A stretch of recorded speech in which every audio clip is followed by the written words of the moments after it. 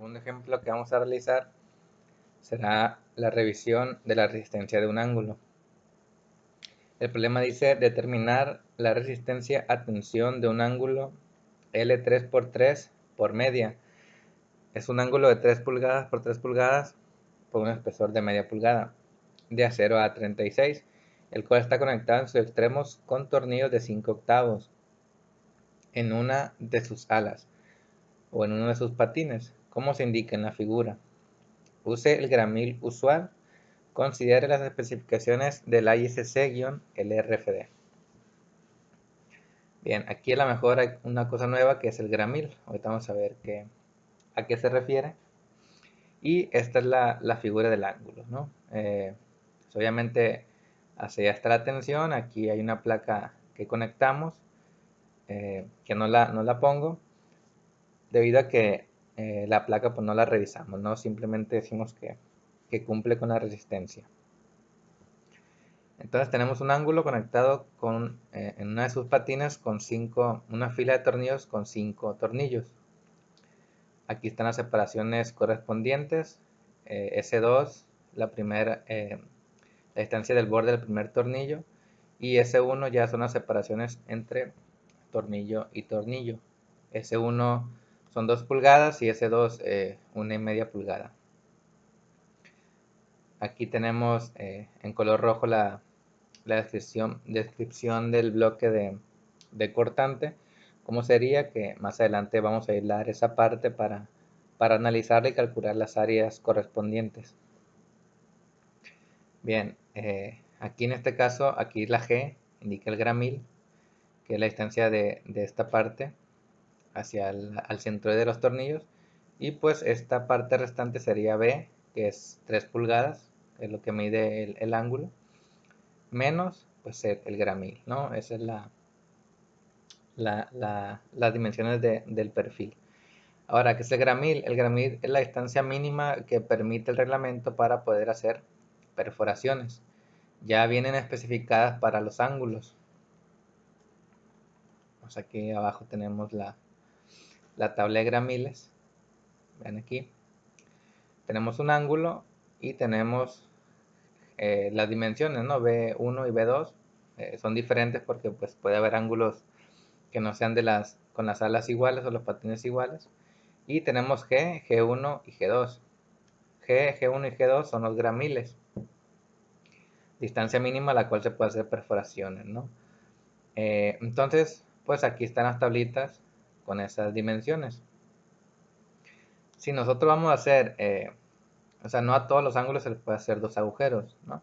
Si se dan cuenta aquí, más abajo, para el ángulo de patines de 1 pulgada hasta 4 pulgadas, solamente se le puede hacer un agujero. Ya de 5 a 8, ya se le puede hacer 2 agujeros, ¿no? Entonces, si yo quiero hacer un agujero, pues simplemente vengo aquí y busco mi perfil, ¿no? Por ejemplo, si fuera un perfil de 4 pulgadas, un ángulo de 4 por 4, pues yo haría mi agujero a una distancia de 2,5 pulgadas. 2,5 pulgadas. A un ángulo de 4, pues no le puedo hacer 2 perforaciones. Si fuera de 5, pues ya puedo hacer, si voy a hacer solamente un agujero, pues lo haría a 3 pulgadas. Pero si voy a hacer 2 agujeros en un patín de 5 pulgadas, pues el primero estaría a 3 y después el otro estaría a 1,3/4, el G2. Entonces, estos son los gramiles. Estas dimensiones no varían, son estándares, recomendaciones de la ISC. Entonces aquí las van a tener. Cuando se les dé un problema de un ángulo, de aquí pueden sacar los gramiles. En caso de que no se les dé. Si el problema lo dice cuánto vale el gramil, pues se lo pueden omitir. Pero si no lo dice, si dice use gramil usual, pues venimos a esta tablita y simplemente de aquí lo sacamos, ¿no? Entonces, aquí el problema dice use gramil usual. Entonces lo vamos a sacar de esa tabla. Entonces los datos que tenemos, pues los factores 0.9 y 0.75 ya son fijos. El acero, pues nos dice que es acero A36, tiene un esfuerzo de flexión de 36 y un FU de 58. Diámetro del tornillo 5/8, número de tornillo 5. Las separaciones, geometría del ángulo. Y dice que es una sección 3x3 por media. Pues las dimensiones son 3 pulgadas y el espesor media pulgada. Muchas veces en algunos ejemplos, por ejemplo, nos dice la sección es L3 pulgadas por media. Solamente nos da la dimensión de un... O sea, no nos da dos dimensiones, dos medidas. Cuando solamente dé una que diga un L3 pulgadas por media, significa que es cuadrado, pues que ambas alas miden lo mismo. Generalmente así lo especifican muchos libros o muchos manuales de perfilería de acero. Generalmente dan el otro número cuando o sea, cuando no son iguales, cuando es 3x5, 3x4, ahí sí dan el número completo. Cuando son cuadrados solamente dicen un L3 por media. Y nosotros debemos entender que, pues, que es un ángulo de patines iguales. Bien, el área del elemento pues la sacamos de la tablita que ya les mostré ayer, de los perfiles. Los ángulos aparecen a partir de la página 32, creo. Sí, más arriba son otros perfiles. A partir de la 32 ya vienen las propiedades de los ángulos. Entonces necesitamos buscar el 3x3 por media. Entonces aquí empezamos. Y pues empezamos en los perfiles, en los ángulos de 8, 7, 6. Seguimos bajando. Aquí también son dos hojas por cada perfil, ¿no? Porque en una da las propiedades en el eje X y en el otro las del eje Y. Y el eje Z, claro. Por ser un ángulo, ¿no? Recuerden eso. Entonces, el 3x3 por media, vamos a buscarlo. Aquí está. Es este de aquí, 3x3 por media.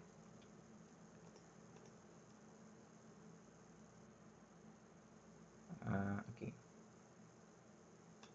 Es este. Uy.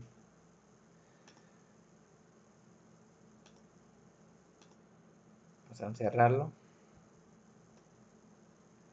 Es este de aquí.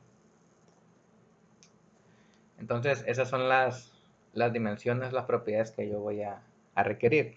Lo primero que busco es el área del perfil, que en este caso no se mira, no se alcanza a ver, pero es esta, es la tercera columna.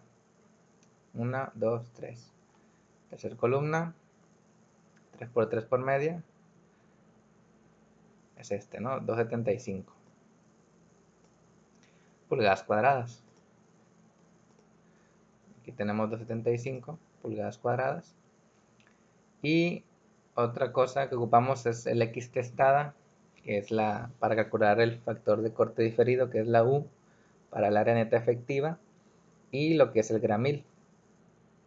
Entonces el gramil, 1.75 pulgadas. Vamos a ver si es cierto.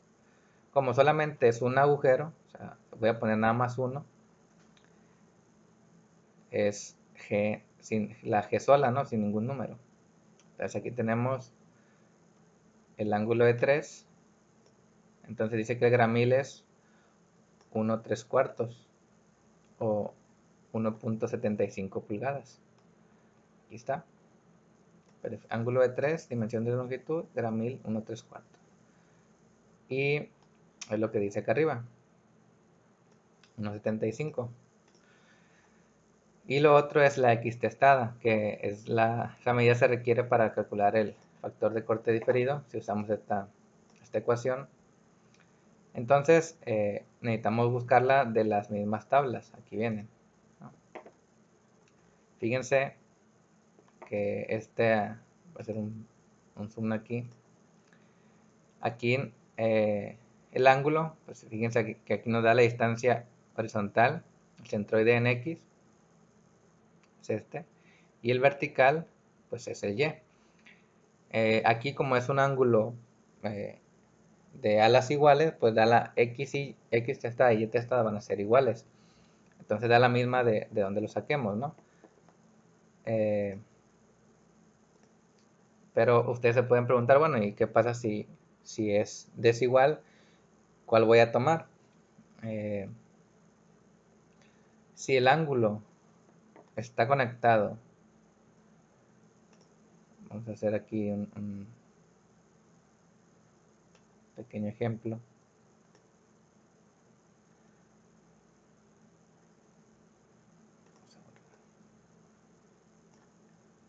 Vamos a hacer sólido.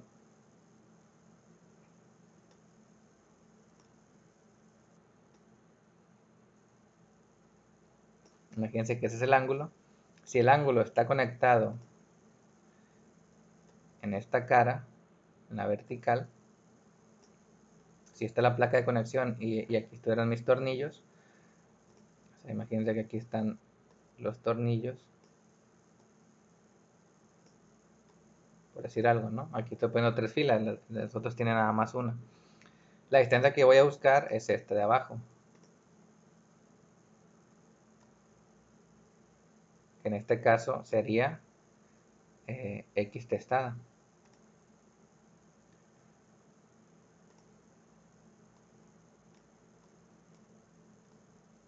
Distancia que voy a buscar. Entonces, si el ángulo está conectado en el otro patín, pues voy a buscar lo que sería Y testada.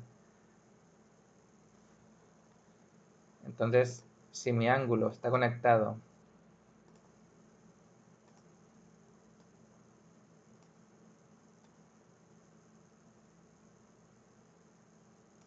más o menos ahí, si está conectado aquí, entonces la distancia que voy a tomar sería Y testada.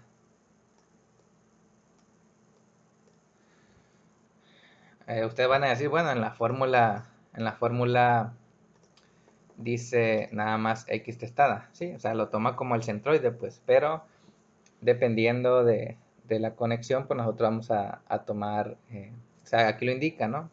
Para el dibujo, eh,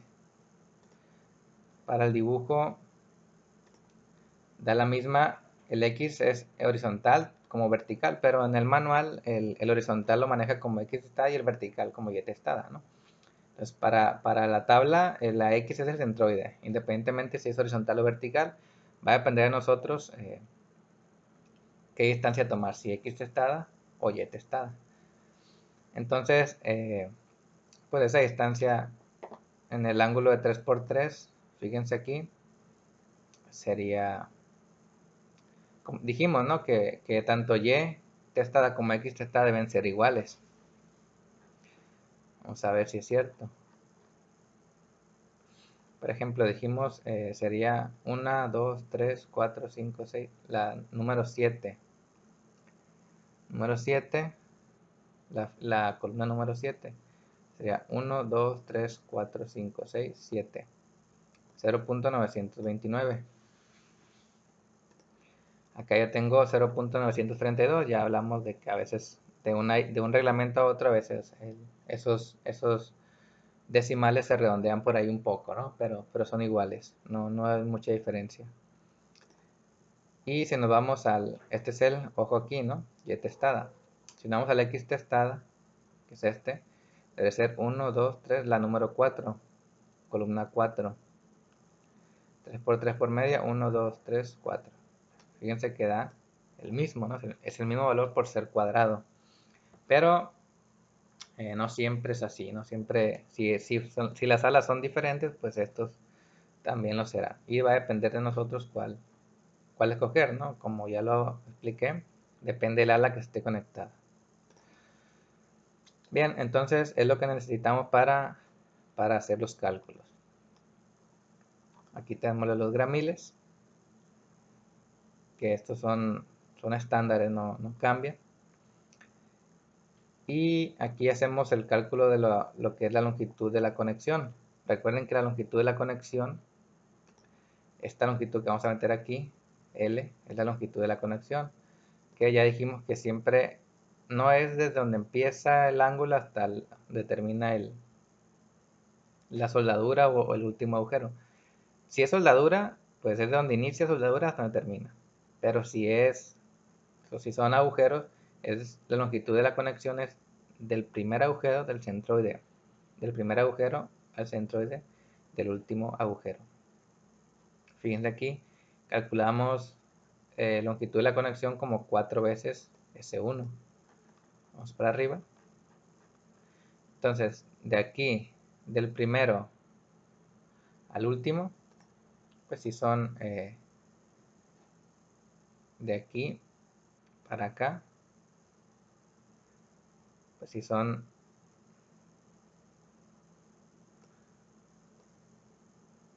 4 veces S1.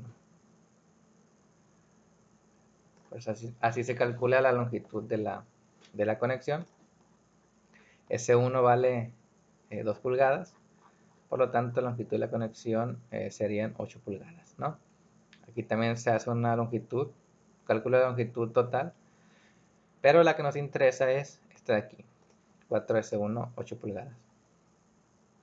Bien, empezamos con los cálculos. Diámetro del agujero, pues el diámetro del agujero es el diámetro del tornillo más 1 octavo. Este también es fijo, el 1 octavo es fijo, ¿no? El 5 octavos no. El espesor, el diámetro del tornillo puede ser el que se requiera. Pero lo que siempre tenemos que agregar es 1 octavo más. Entonces sería 5 octavos más 1 octavo, 6 octavos o 3 cuartos, 0.75 pulgadas.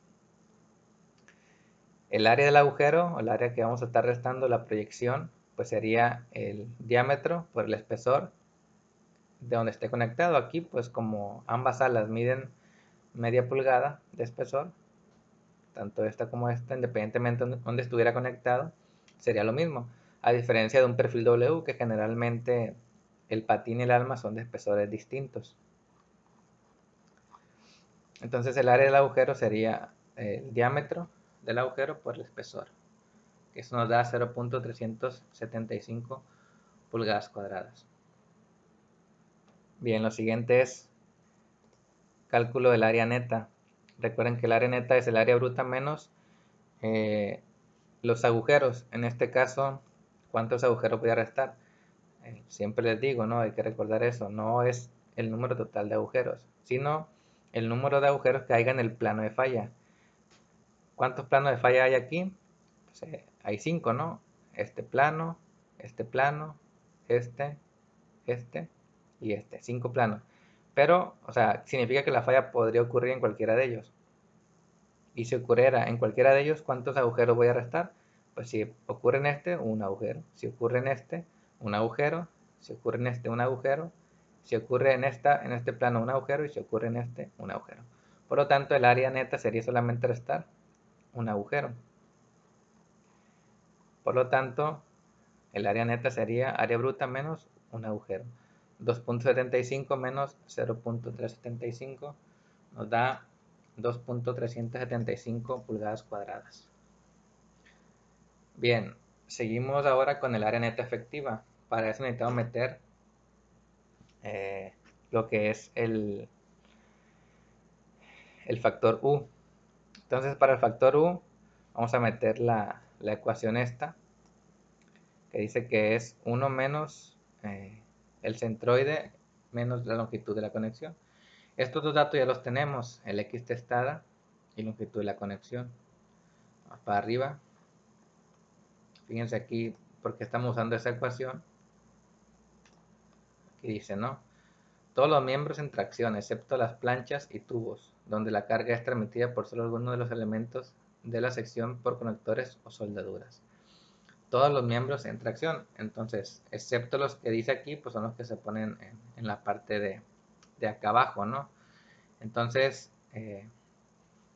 vamos a usar esta ecuación de la U. Entonces, X testada, 0.932, longitud de la conexión, 8 pulgadas, ¿no?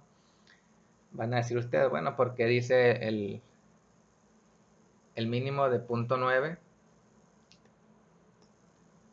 o la longitud de la conexión, ¿no? Generalmente varía de un manual a otro. Pero también, si ustedes se dan cuenta aquí, vamos abajo, dice el caso 8, ángulos simples. Si U es calculado según caso 2, se permite utilizar el mayor valor. Entonces, algunos libros manejan ese factor de 0.9. El reglamento en sí no lo maneja de esa manera. Entonces, nosotros podemos utilizar tanto el caso 8 como el caso 1, perdón, como el caso 2. Entonces, dice, si usáramos el caso 8, dice con 4 o más conectores por línea en la dirección de la carga, tenemos 5. Acá dice con 2 o 3 conectores por línea en la dirección de la carga. Como tenemos 5, si usáramos el caso 8, podría ser la U.8. Pero si usamos también la ecuación esta, ¿cuánto nos da? Nos da 0.884. Entonces,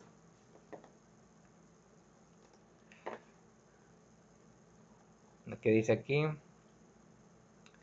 si U es calculado según el caso 2, se permite utilizar el mayor valor. Entonces, si lo calculamos con ambos, si lo utilizamos con este y con este criterio, pues se permite usar el mayor. Entonces, sería el mayor de 0.8 o lo que dio la ecuación, 0.884. Este valor no está bien, este valor de aquí,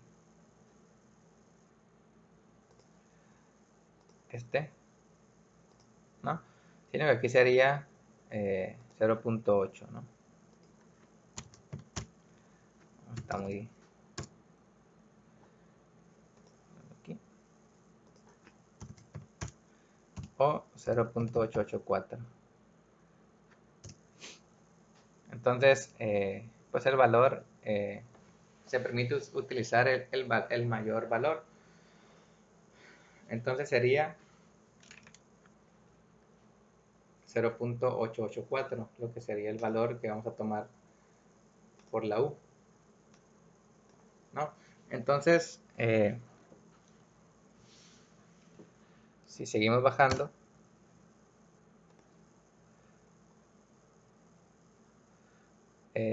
para calcular el área neta efectiva, pues hay que multiplicar la U por el área neta, ¿no? 0.884 por 2.375 da igual a 2.095 pulgadas cuadradas, ¿no? Aquí también hay una nota de, en caso de que estuviera conectado en ambas salas, pues la U sería 1, ¿no? Recuerden eso, si el elemento está conectado en todas sus salas, no es necesario hacer este cálculo. Bien, ya tenemos el área bruta, el área neta efectiva, que son las áreas necesarias para calcular los primeros dos estados de falla, que es la afluencia y la fractura. Entonces, lo siguiente sería el bloque de cortante, ¿no? Si vemos acá arriba, siempre es importante hacer el esquema del bloque para poder aislar este tramo de elemento y analizarlo, ¿no? Entonces, si lo aislamos, nos queda una figura como esta, ¿no? Aquí está, B menos G es el ancho y LBC es la longitud que calculamos aquí arriba, ¿no? Desde aquí hasta acá. Entonces, LBC es la distancia de donde inicia el perfil al centroide del último agujero, y esta distancia aquí es B menos G. Aquí está, ¿no? B menos G es el ancho y esta distancia que es la que vale LBC, ¿no? Entonces lo aislamos y lo analizamos. Bien, el primer cálculo, pues aquí hacemos el esquema, ¿no? Recuerden que el área bruta es esta área sin restar los agujeros, ¿no? Que aquí pongo esta proyección, esta de aquí. Y acá tenemos el área bruta en cortante. El área bruta en tensión sería esta parte de aquí, sin quitarle la parte de lo que es el agujero, ¿no? Entonces aquí pongo la proyección. Y ya las áreas netas, tanto en cortante, pues sería esta misma, pero restando los agujeros. Y el área neta en tensión sería igual al área bruta en tensión menos los agujeros, ¿no? Entonces, área bruta en tensión sería igual a ¿qué? O sea, esta área, que es igual, pues al ancho, es igual al ancho, perdón, aquí,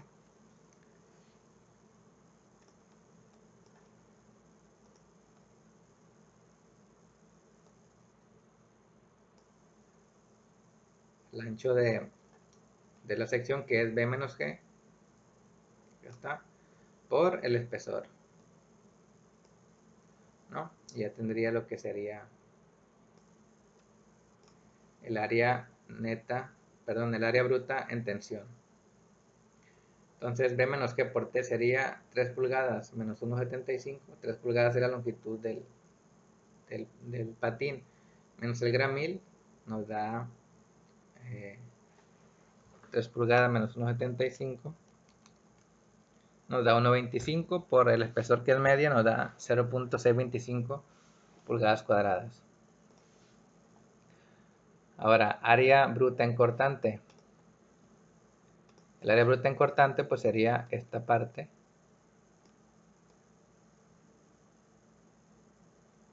¿no?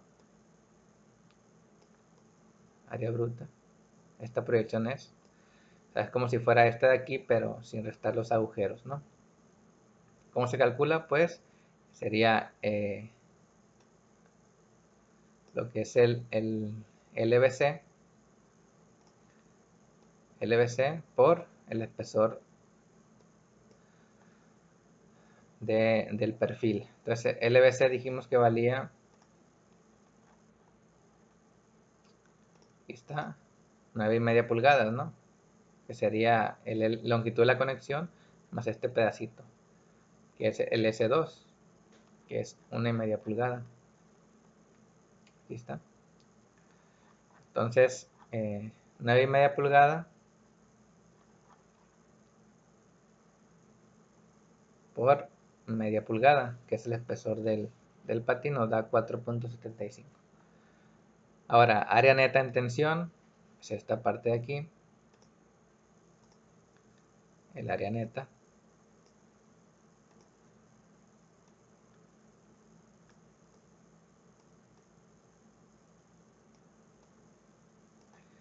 Que pues que vendría siendo el área bruta en tensión,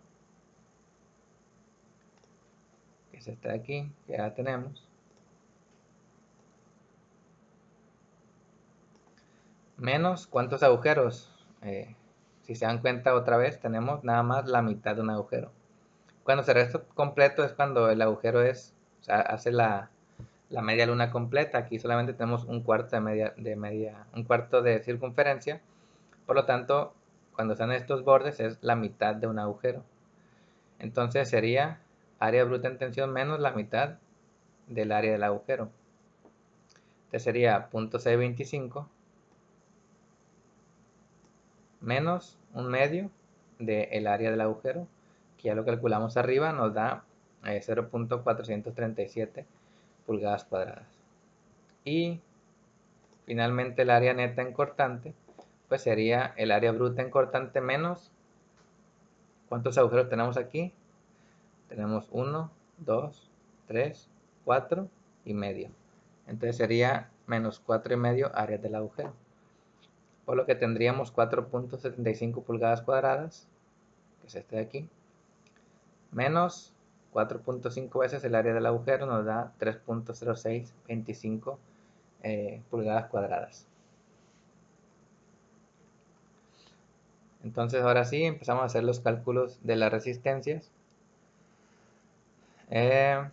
Fuerza resistente, pues vamos a ver, ¿no? Primero, resistencia a la tensión por fluencia TR1, que el Φ vale 0.9, el Fy vale 36 y el área bruta 275.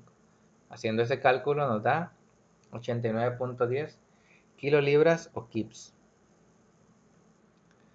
Bien, siguiente, fractura en la sección neta efectiva, que es igual al phi T2, que es 0.75 por el FU por área neta efectiva.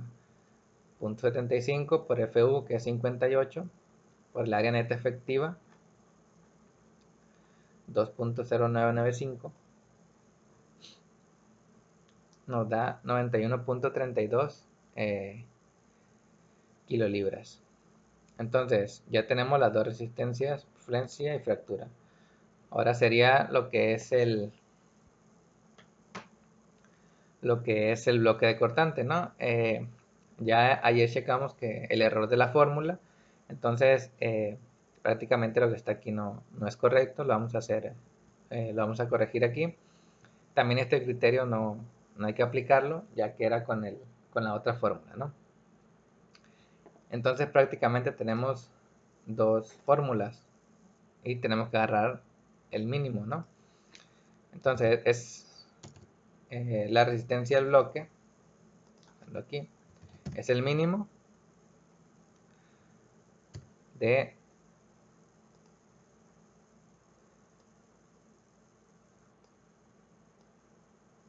dos fórmulas. Sería 0.6 FY por área,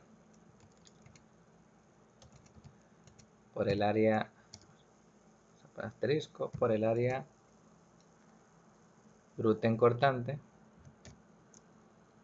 más FU por ANT.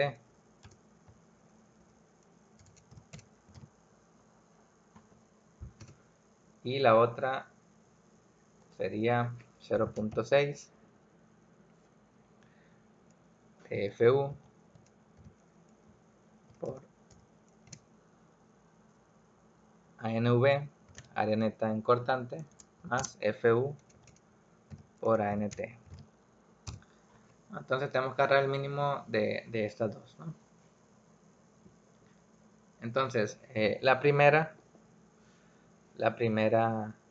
ecuación sería, vamos a indicarle aquí, esta sería la número 1, esta va a ser la número 1 y esta la número 2. Perdón, aquí.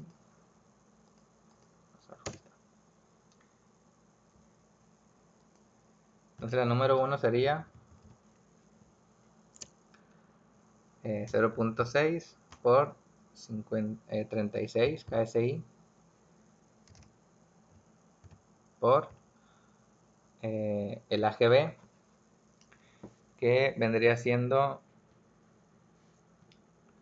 4.75 pulgadas cuadradas,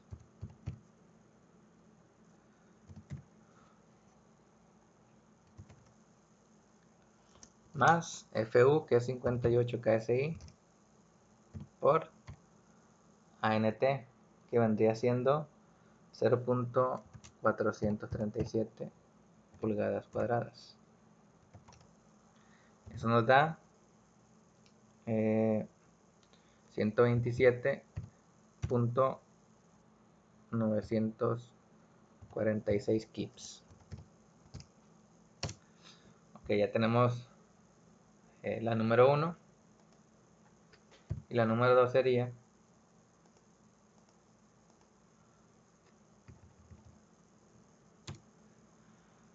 0.6 por 58 KSI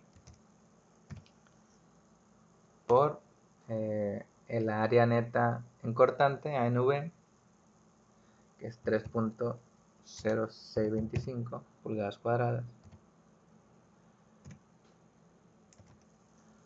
más el FU, 58 KSI, por el ANT, 0.437 pulgadas cuadradas. Y eso nos da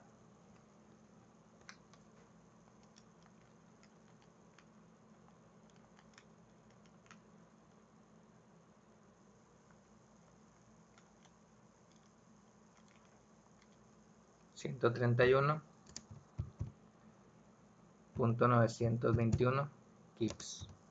Kips o kilolibras, ¿no? Que es lo mismo. Entonces, ¿cuál es el mínimo? de estos dos pues sería este de aquí, ¿no? 127.946. Entonces este valor de 96 pues está mal, ¿no? Todo este procedimiento está mal, ya que era con las otras, con la fórmula errónea que teníamos, ¿no? Y pues da la coincidencia que siempre usaba la ecuación incorrecta, ¿no? Si hubiera usado la primera, pues hubiera estado correcto, pero no es así, ¿no? Entonces, pues cuánto vale lo que es el TR mínimo, ¿no? Tenemos que el TR3 sería 127.946.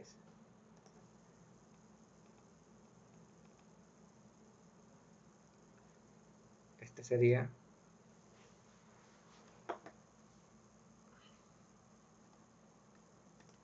vamos a ponerlo aquí, 127, está muy grande,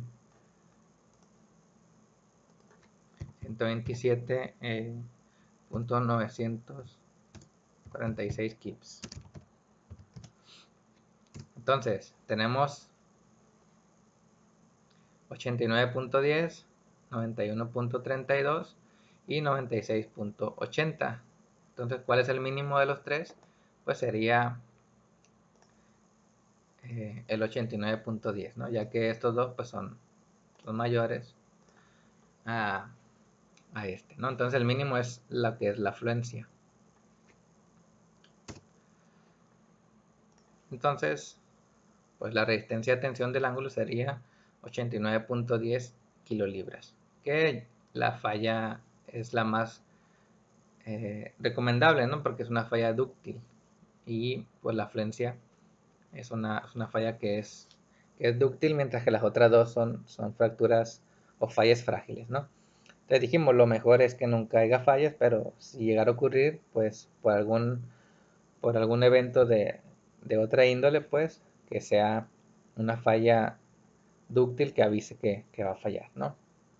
Entonces, este sería el ejemplo número 2.